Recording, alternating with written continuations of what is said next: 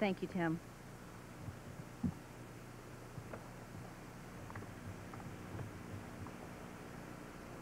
Good morning. It's my honor to serve as president of the Pennsylvania PTA. The Pennsylvania PTA is over 100 years old and almost 90,000 members strong. Our members are diverse. Some are wealthy, some are poor. Some hold doctorates, while others never graduated from high school. Some are students, some are young fathers. Some have children in post-secondary education, and some are grandparents. Yet no matter how different we all may be, we have one thing in common: kids. We volunteer because we believe in our PTA vision statement, making every child's potential a reality.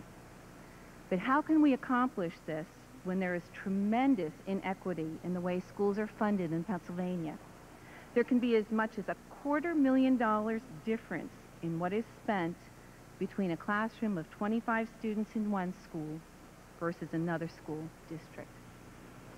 How can we accomplish this when local taxpayers struggle to make their local school tax payment? Why won't the General Assembly enact legislation that would make the state fund at least 50% of public education, like the majority of states in our country? And how can we expect our school administrators and faculty to make every child proficient in the state standards when we now know through the costing out study that 94% of our school districts are underfunded by more than $4 billion? I will never forget attending an Education Policy and Leadership Center breakfast forum where a rural school district superintendent related his tale of diving into a neighboring school district's dumpster to collect thrown-out textbooks to put into use in his district. Now, please tell me, how can we have those students compete effectively in a global economy?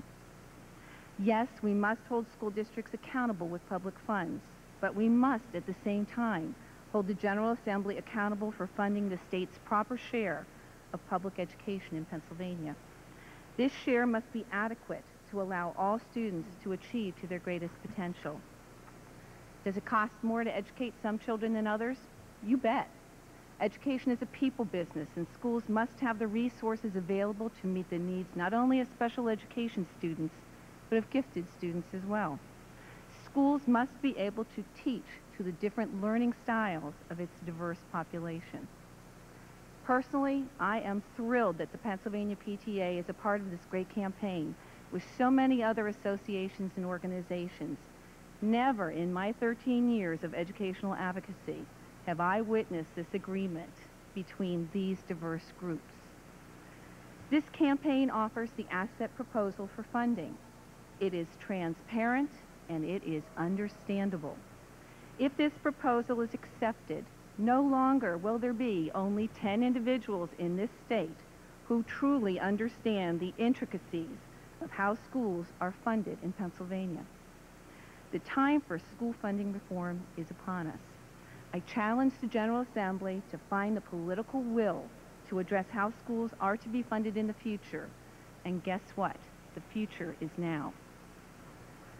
The Pennsylvania PTA asks that a quality public education be available to all children so that they can each reach their potential.